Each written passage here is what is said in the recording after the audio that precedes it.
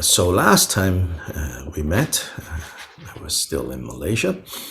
We were basically around 6'3", 6'4", somewhere around there. So to refresh, 6'3" says causes and results are manifestations of momentary thoughts. So cause and result, what are they? When you come right down to it. Sometimes we talk about cause and result, which is we just say karma, right? So sometimes when we talk about karma, especially a superficial understanding of karma, kind of in popular culture, often it's like when bad things happen to you, then people say, "Oh, karma, bad karma." And then they forget, no, karma is not just those things. In fact, this topic of karma is very profound, very subtle. We don't pay much attention to it. Second, we don't quite understand it because it's so mixed up with like popular culture, how people use the word karma. Then even in Asia, a lot of understandings of karma is so much, kind of have been influenced by so many centuries of really other religious understandings, Taoist or Hindu or whatever, also another overlay of karma. So, which is all just to say, I'm not trying to discourage you, so don't misunderstand, but trying to encourage you to, really pay more attention to this particular topic of cause and effect, karmic causality. Karmic causality. Why don't I just say causality? Because there's also physical causality, like we would say, gravity, right? Is a physical causality of cause and effect. Buddha wasn't concerned about physical causality of that sort, causality of immaterial things. You could say Buddha wasn't even concerned about if you catch a virus, you will get an illness. That's like material causality. Yeah? But Buddha is concerned, or Buddha is interested in helping us see that catching the virus is not necessarily random. There is karmic causality behind that. And then when it comes to karmic causality, it's related to the quality of our minds when we created those actions. And so this is important, right? When we say karma, then it's about the quality of mind that is involved when that particular cause, that particular action is created. Whether actions of body, physical, verbal, or mental, emotional, the quality of mind that initiated that action determines the quality of the results. So cause and effect, or cause and result. Now, at the same time, it's also said that the exact connection between a particular result and what are the causes that led to this result, the exact causes and conditions involved. It's said that for you and I, ordinary beings, we are not able to see the whole web of causes and conditions, the complexity of it. So in fact, it is said that, even great bodhisattvas, when they achieve the 8th bhumi, for example, at that point, they have basically gotten rid of confusions related to wrong view, wrong ignorance with regards to things being not self, things being empty. But it's said that they have to go on for 2 more bhumis to remove the final obscuration, which is called the obscuration of knowable objects. The cognitive obscurations. We say there's the emotive obscurations, and then there's the cognitive obscurations. The klesha, nivarana, and then the objects of knowledge, obscuration. So these are the two obscurations that have to be removed. So in that sense, then, to put it in language that maybe you're more familiar with, true emptiness, not like wrong understanding of emptiness, true emptiness can be realized even earlier than.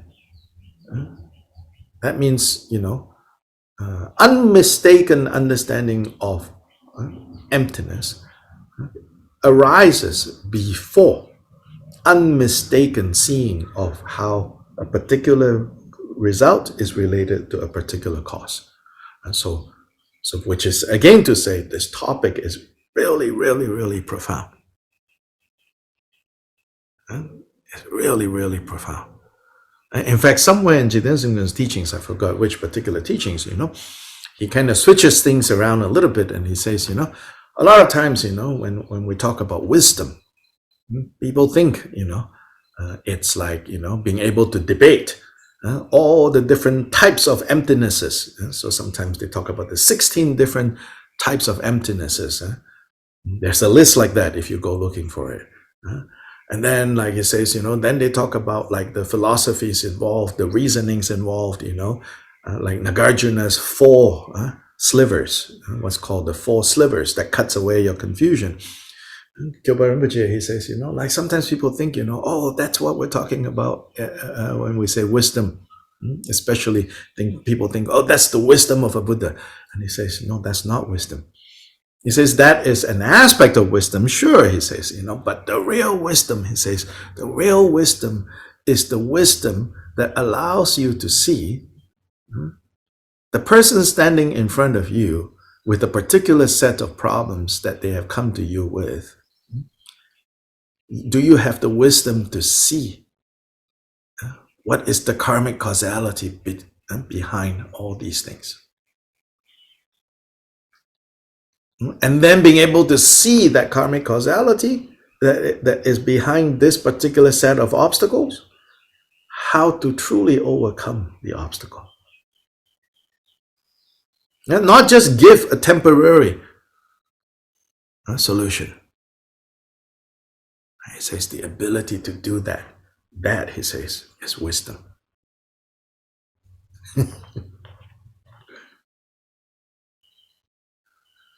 And so he says, oh, you logicians, debaters, and all of that, at best, you come to an intellectual understanding. But he says the wisdom to fully see cause and effect is not something that you can fake, not something that you can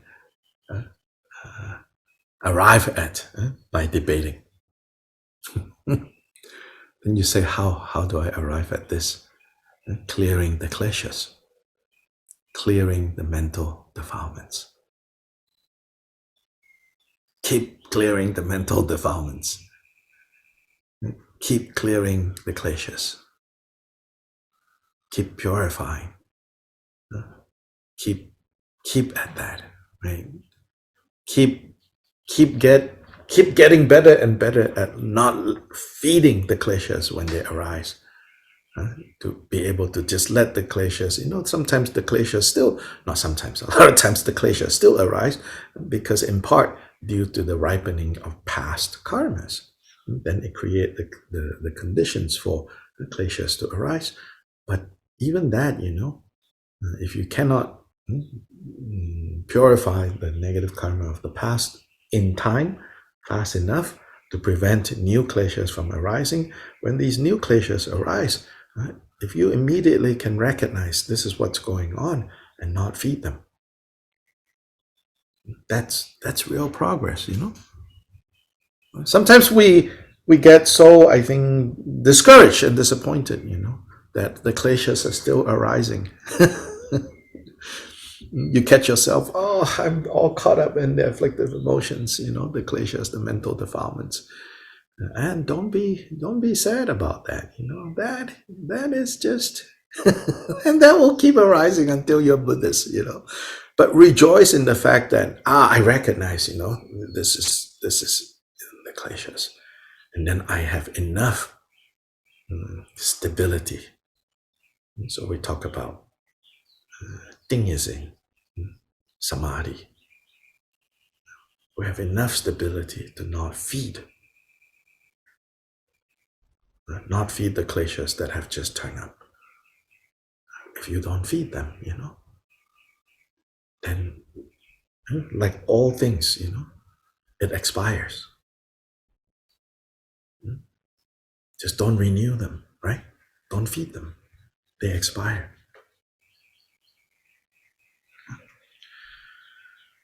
Now, okay, this is kind of to get us warmed up, right? Now 6.3 says, causes and results are the manifestations of momentary thoughts. This is really addressing those people whom, you know, and we are those people who think of cause and result as, you know, something that is like far away. Oh, cause came from there. Then often, you know, it's easier for us to just blame past lives. You know, you feel a little less responsible. And you might even, like, you know, indulge in your kind of victim mentality. It's not me, it's past life.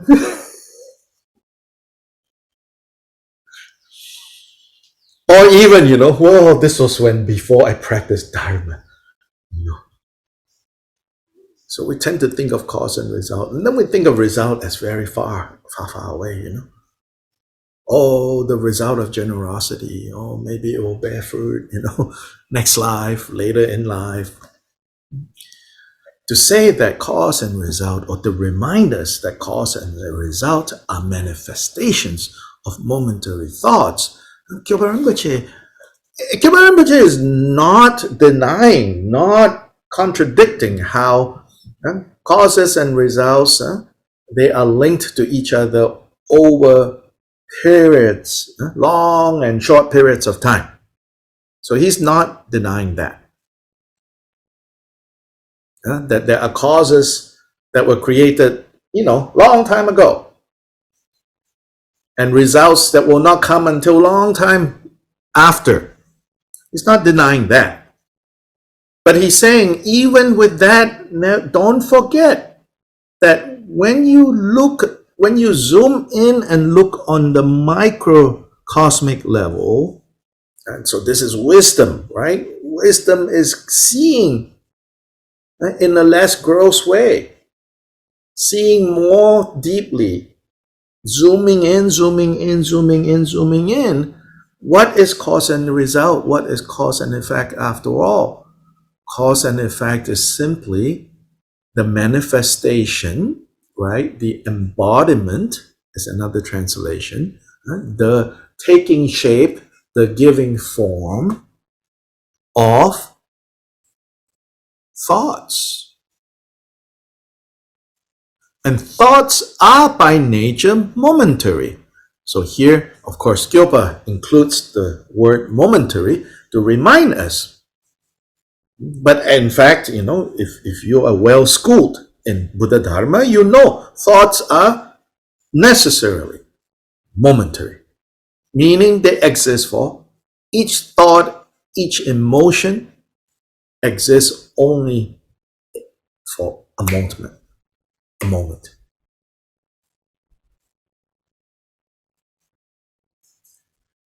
When we, for example, see the word mind in Dharma text, mind, M-I-N-D, mind, the mind, right?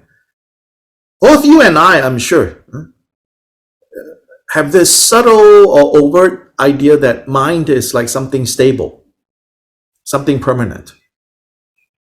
Well, but then this something stable or something permanent is having unstable, impermanent experiences. Right? Don't you think that way? Don't you feel that way? Yeah. Of course, you know, oh, well, as Buddhist, I'm not supposed to believe that, so I'm not going to do this. But if you were telling the truth, you would basically, yeah, I kind of believe that, you know. I operate on that level. Like mind or I is permanent, stable. And then that which is permanent and stable is having a bunch of impermanent and unstable experiences. Actually, according to the Buddha, no. That I that you feel is stable and permanent is a delusion that arises on the basis of all these momentary experiences, but a projection is, or a covering is put under them, over them, to give rise to the illusion of a stable mind. In fact, mind and what it thinks are interdependently arising and ceasing every moment. Momentariness.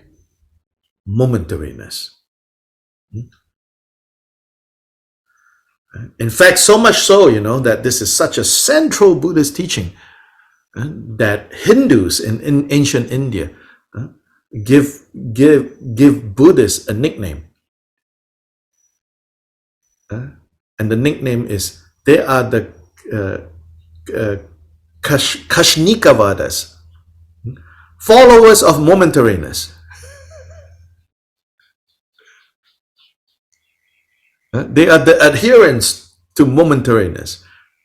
Of course, from the Hindu perspective, that's such a lousy thing to follow, you know, momentariness. They say, we follow permanence, you know, God is permanent.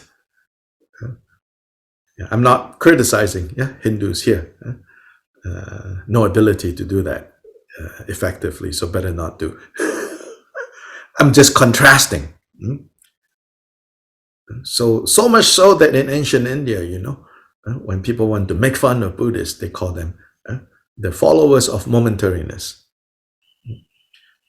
Then, of course, you know, most people like, you know, yeah, why would you want to follow momentariness? Don't you want to follow something that is permanent, right?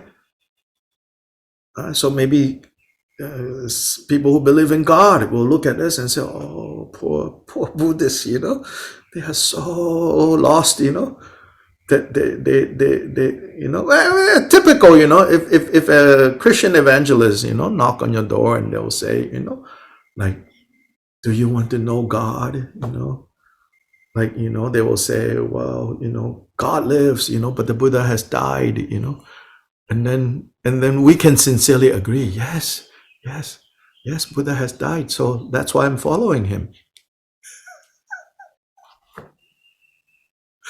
Which is so completely opposite. Because, of course, then we will say, you know, your permanent God, it's an illusion. But we have nothing against your God. We are saying everything is momentariness. Everything is momentary. Particularly thoughts are momentary. So cause and effect is nothing other than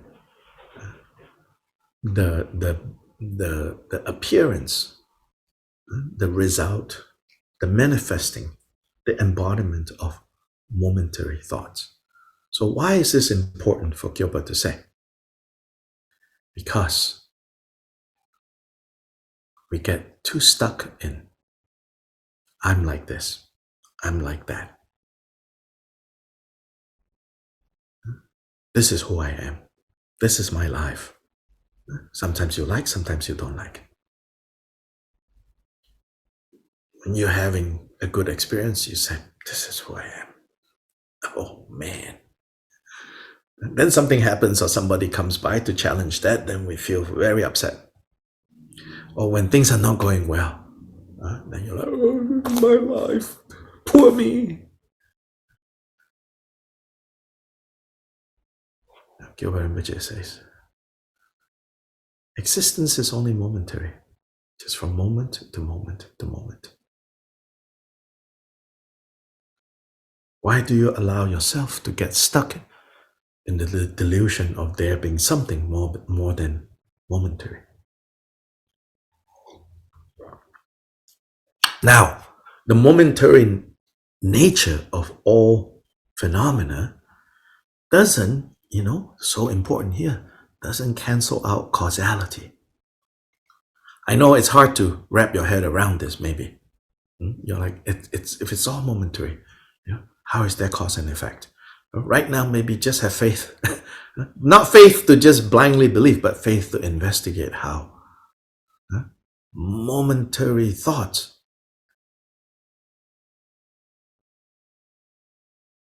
give rise to cause and effect. So there is a continuity in that sense. There is a flow, like a river. There is a flow. But at no point in this river can we point to anything that remains unchanging.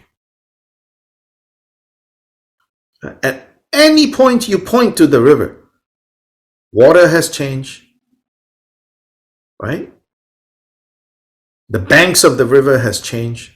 The sediments in the river has changed. The creatures swimming in the river has changed. Every moment. But upstream and downstream, over here and over here, they are all related to each other. Cause and result. Causality.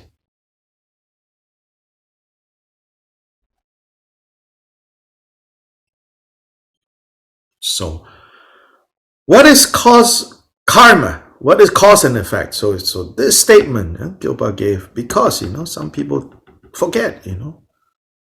They so have the big picture that they don't see that what you call karma is the manifestation of momentary thoughts. So don't allow yourself to get stuck in, I have good karma, I have bad karma. My life is good, my life is bad.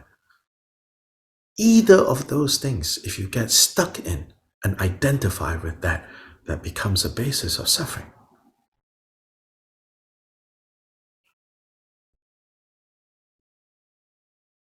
And so 6.3, right, tells us, practical implications is don't get stuck. And the more you are not stuck in,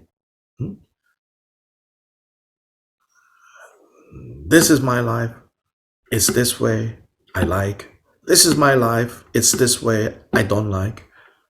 More, you have the ability to not get stuck in that. More freedom you have. Then ironically, that's when you become less susceptible to movements. Some kind of stability. You could even say some kind of permanence begin to turn up. Little mysterious, It's when you really train to not get stuck, then that stability comes. Then when you actually apply the methods of meditation, the techniques of meditation, the mind can enter samadhi a lot quicker, a lot easier, without needing to do a lot of techniques. Yes, Judy, question, comment. I was thinking along the lines of the river too, because if you have obscure thought number 1, that typically leads to obscure thought number 2, and then to 3, and then to 4. And obscure thought number 10 is directly related to number 1 because of the progression. And that pattern that's developed or that is manifesting in this life can therefore arise in another life. Correct. It's all based on this life and its momentary mess. Correct. Well, that makes a lot of sense because I've been thinking the last life and all that sort of business. This makes a whole lot more sense. It gives more control. Well, now if you can see it. Now there's homework to do. Lots. Thank you. You know, like it's good, you know, we have these aha moment, you know. Then how to stabilize the aha moment.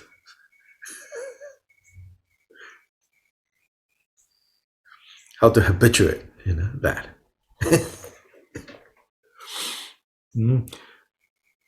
Now, so 6.3, right, emphasizes what does it mean, you know, when we say that it's the cause and effect are the, you know, manifestations, embodiments of momentary thoughts, right? So dynamic. So that's one implication of that. We understand. Oh wow, life, existence, you know, it's actually a very dynamic process, never stopping. Never itself never becomes stuck. What becomes stuck is just a confusion that becomes stuck. And then you say, whoa, okay, getting stuck is the confusion. But what is getting stuck? It's also confusion. It's confusion getting stuck in the confusion. So totally nothing beyond that. I know, you know, sometimes you're like, yeah, wait, that must be the self, right? You all talk so much about confusion. How can there be confusion when there is no self? Exactly. But you say, but I still have this confusion. That's because your confusion is both the subject and the object.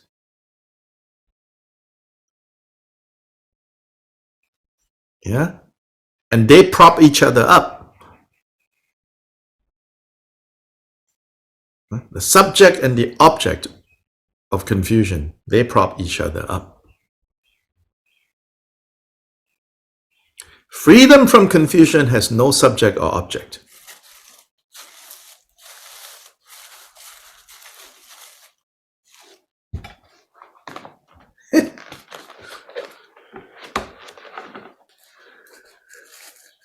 Now, write that down. Look at it later.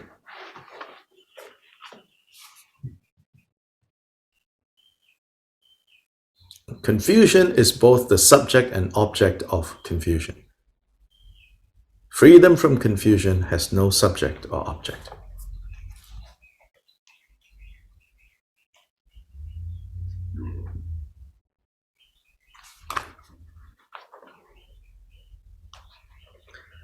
Having said this, you know, elsewhere Kyobpa Rinpoche also has another statement, which is statement 6.4, which then Sherab Jungne put them right next to each other. So remember, the arrangement of this is not Kyobpa Rinpoche. How statement 3 comes before statement 4 comes after statement 3. Kyobpa Rinpoche did not provide that order. Yeah. Again, it's helpful for us to remember, you know, this is a collection of memorable, profound statements that Sherab Jungne heard his uncle, his teacher say throughout many years. Sherab Jungne was the attendant, kind of like the Ananda of Kyobpa Rinpoche, the faithful attendant, the faithful disciple, and in fact, like the spiritual successor to Kyobpa Rinpoche. So,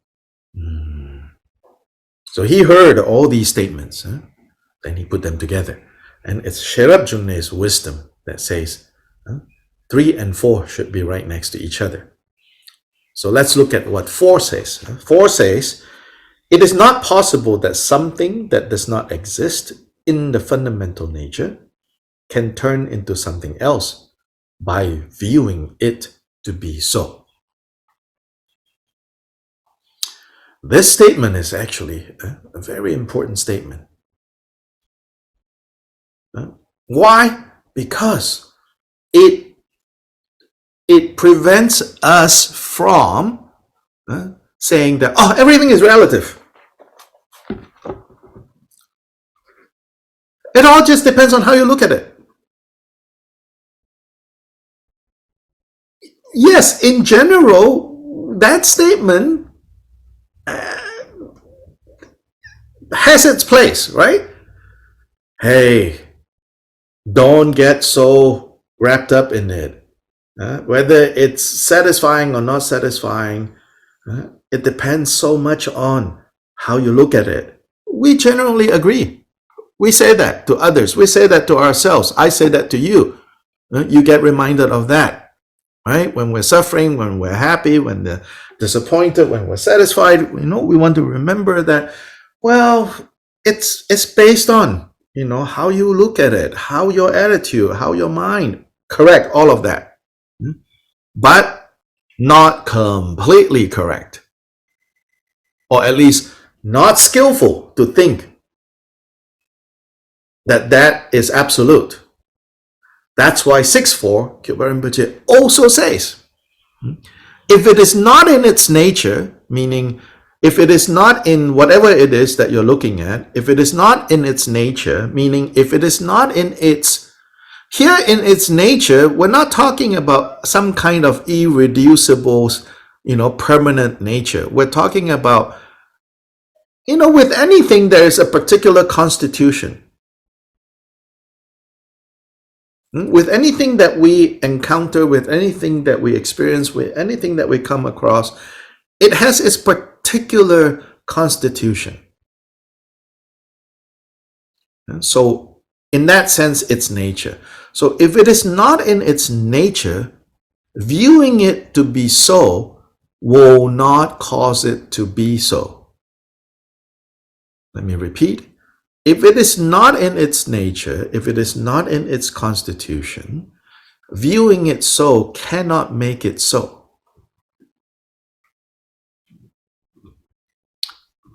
So it says, fire, its nature is hot. In that sense, nature, right? Maybe if you don't want to use the word nature, you could say the characteristic of fire is hot. Simply you seeing it as cold is not going to turn the flames cold. You cannot stick your finger in there and say, cold, cold, very cold, very cold. No, doesn't work like that.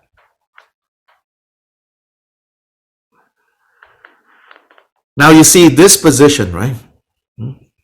For the philosophers, for the logicians, I know they will have problem with this statement.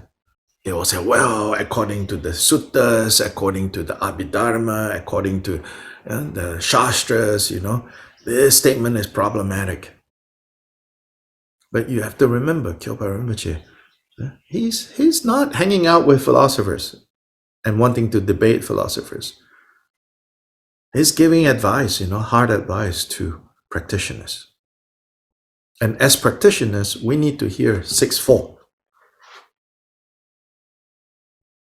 In order to balance that idea or that understanding that all phenomena is mind. You see, right? The second statement in chapter 6. But that statement cannot cannot lead to this understanding like, well, if everything is just mind, then I just mess around with the mind, it will be fine. No, not just like that. It's not as simple as that. Yeah, there's more to understand when we say. There's more to understand when we say all phenomena of samsara and nirvana are only appearances of one's own mind. But appearances of one's own mind don't appear randomly. This is the point. Yeah. So what is the phenomena of samsara and nirvana? They are the appearances of one's own mind. Right? And this mind is momentary thoughts. And momentary thoughts with momentary existence don't cancel out causality, cause and effect. You see how 2, 3, and 4 is now linked? And 4 further elaborates. Now, it's almost like Kyobpa Rinpoche is saying, just because all phenomena of samsara and nirvana are appearances of your mind, we are not saying, how they appear is random. No, they follow certain patterns. And these patterns are, what's most important about these patterns is to be found in the Vinaya that the Buddha gave. What to adopt and what to abandon. Buddhas saw these patterns, even though they are appearances of the mind. But the appearances appear according to these patterns.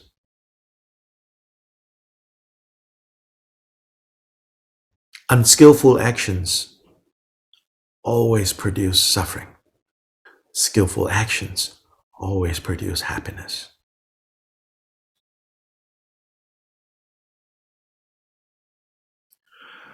Actions that originate from the 3 poisons, actions that are tainted by the 3 poisons, inevitably brings dukkha. Actions that come from the opposite of the 3 poisons, instead of delusion, wisdom, instead of attachment, detachment, instead of aversion, love and compassion. All the actions that come from these, which is the opposite of the 3 poisons, lead to the result of happiness. These patterns we cannot ignore, which is why 6.4 says, So when it says that it does not exist in the fundamental nature, it means, these characteristics, these patterns. So you cannot, plant, back to the analogy we use a lot, you cannot plant an apple seed and say, mango, mango, mango, mango, mango, mango, mango. If I call you mango enough times, you'll grow up into being mango. No.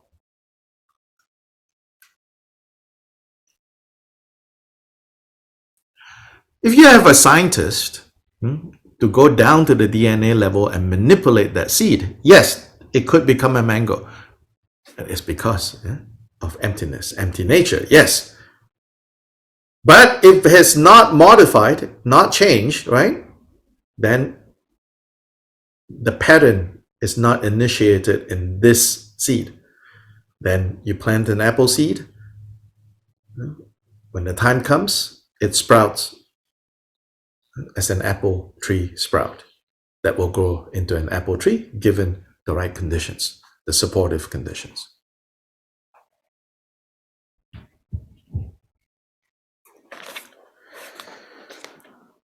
So 6.4, Khenpo Kunpal's commentary. In this way, all appearances, which are manifestations of one's thoughts, are mind. And mind is momentary. But it is not possible that these appearances that arise based on habitual tendencies turn into the opposite of their fundamental nature or inherent characteristics. So characteristics, patterns. For example, the heat of a fire or the moisture of water, by viewing it to be so, meaning by your just whim. Like, I want fire to be moist. I want water to burn. No, not possible. When you turn water into dry ice, or very, very, very cold ice, yeah, and it touches your skin, it might burn. Yes, now you have initiated, right, a different set of characteristics. But water as you and I know it, or water as what you and I drink, it's not going to burn like fire. Just because you think you want. Like that, conventionally. So now, even though the examples that we're using are material examples, but the main point here is not about that. In fact, as I said at the beginning of today's class, Buddha is primarily not concerned about material causality, but rather karmic causality. So here, Khenpo Kunpal, like that, conventionally, virtue and non-virtue exist discretely, individually, without being mixed, with their own characteristics, without being mixed. Therefore, it is also a fact that the results, happiness and suffering, occur distinctly, occur discretely. However, the opposite is a non-fact. That is, it is not possible that something that does not exist in the fundamental nature and does not, therefore, doesn't have those inherent characteristics, for example, for virtue as non-virtue or non-virtue as virtue, can turn into that by viewing it to be so through convinced perception. You cannot just say, what is non-virtue? Oh, this is virtue, and then it'll produce a virtuous result. It is such that even if one views poison as medicine or medicine as poison, it does not matter. They will each bring their individual results. Right? If you take poison and think it's medicine, it's not going to heal you. If you take medicine and you think it's poison, it's still going to heal you. This example is really interesting, because then we go further along with this and we say, what about poison that is used as medicine? What about that? Because yes, we know there are things that, both in allopathic medicine, like quote unquote modern medicine, and also in traditional medicine, yes, there are things that are poison, as in normally you wouldn't want to take that because it will hurt you. What about when poison is used as medicine? See, now it's different. It's no longer poison. The doctor understands in this particular situation, right, to prescribe this thing that in normal context is poison is actually medicine. So this is not just based on fanciful thinking, based on wisdom, knowledge. Then it's different, okay? Yeah, so it's not so black and white. But neither is it murky. If it is murky, it's just because it's murky to us. To an expert physician, knows when poison is poison, when poison is medicine, when medicine is medicine, and when medicine becomes poison.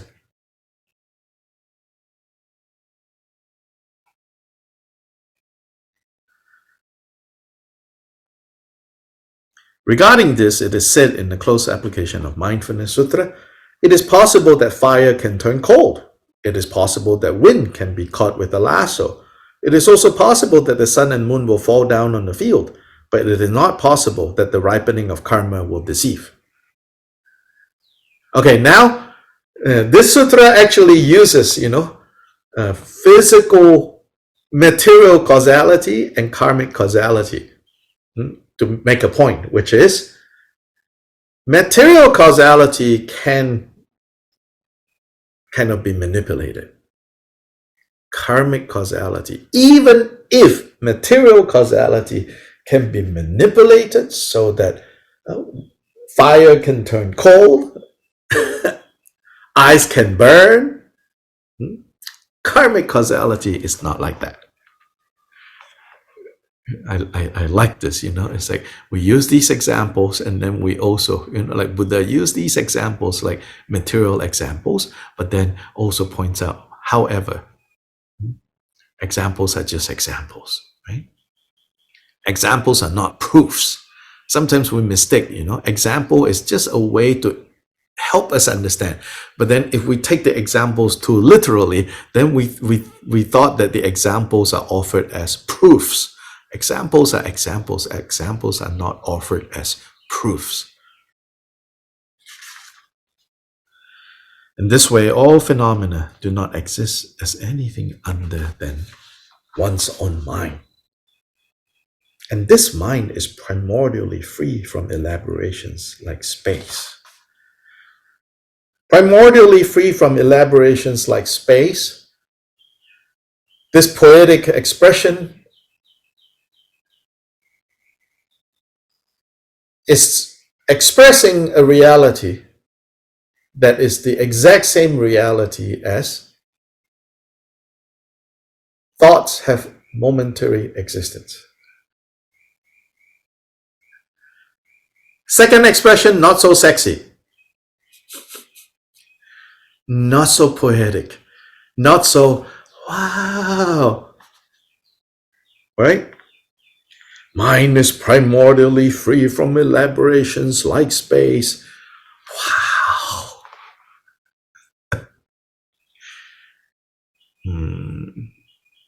In a way, that turns into poison if you don't understand first how thoughts are momentary,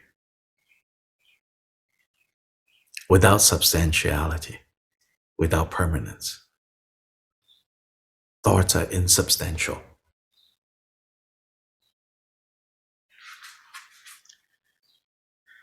However, in this nature, the causes and results of virtue and non-virtue appear as infallible dependent originations. Karmic causality in this momentary nature, in this free from elaborations, will play out accordingly, without mistake. By teaching this key point, Jigten Sumgon dispels the obstacles of misunderstanding how appearances are one's own mind. So this further clarifies 6.2. So 6.2, 6.3, 6.4. It's really important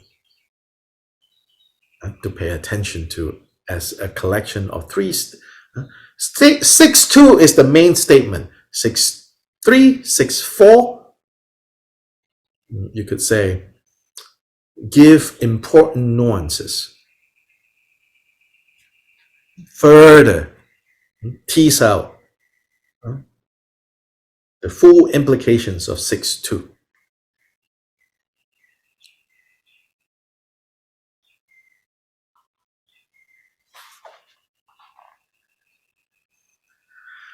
And based on 6.2, 6.3, 6.4, then the rest of chapter 6, unfolds.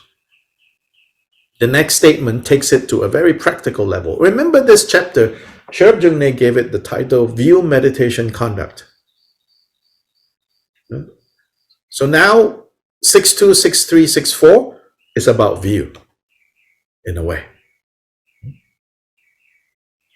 6.4 comes to, now time to cultivate the mind. In order to cultivate a mind, you should rely on a guide. As for the guide, 6.4 says, and 6.5 says, the next statement. A guide without experience, without qualities, cannot serve as a guide to others.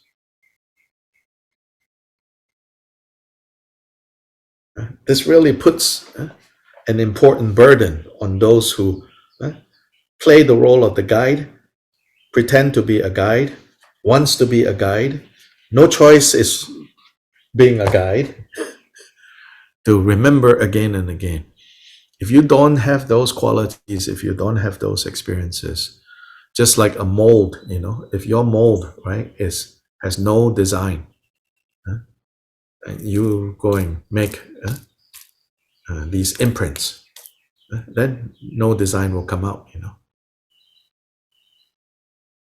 Telling both students, potential students, and potential teachers,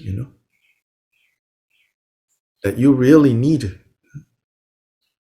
to have these qualities in order to cause the qualities to arise in those whom have come to you for training. So you have heard, of course, stories about the dog tooth,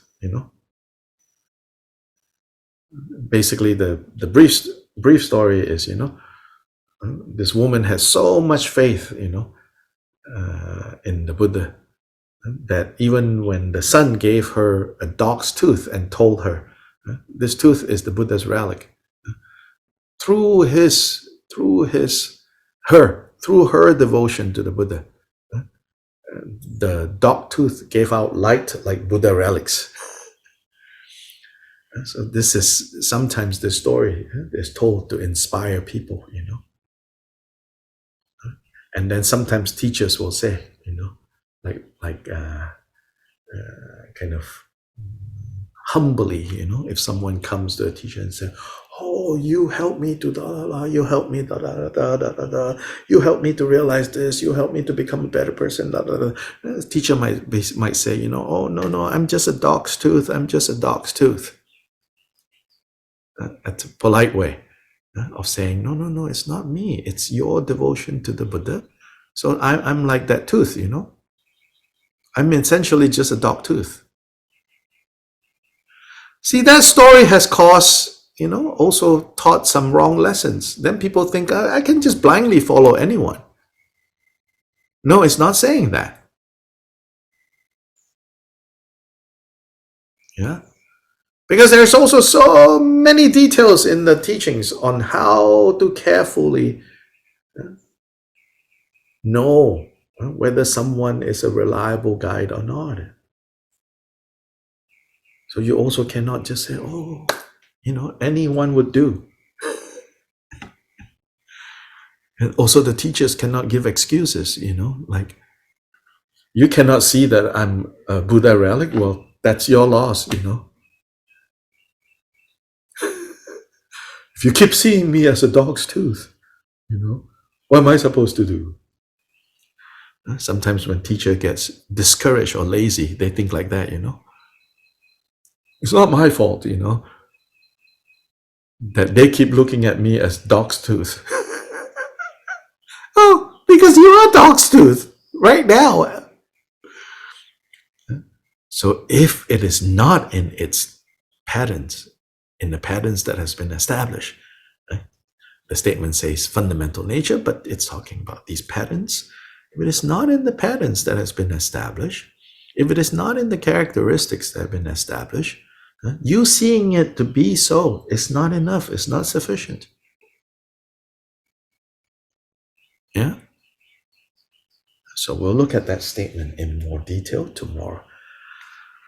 Now, dedicating merit, page 10. Sublime, precious, venerable, and glorious root and lineage gurus, assembly of Idam deities, Buddhas, and Bodhisattvas dwelling in the 10 directions, and all assemblies of Viras, Viranis, Yoginis, and Dakinis, please heed me.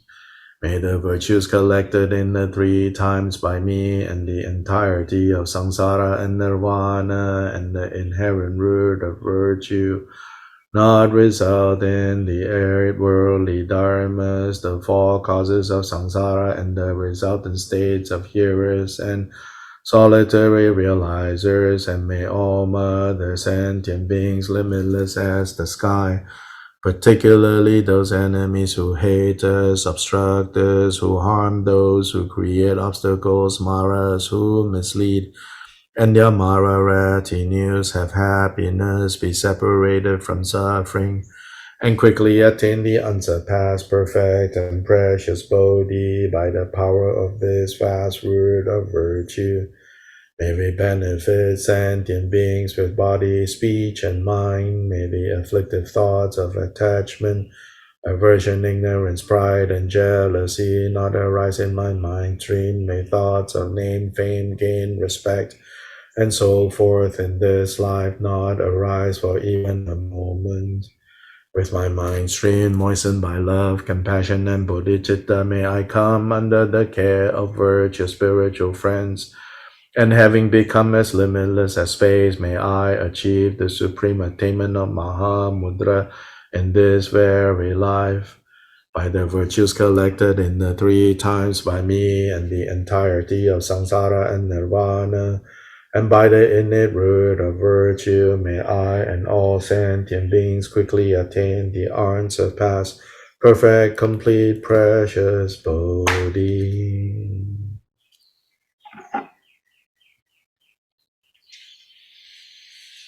Okay. See you guys tomorrow, same time, same place.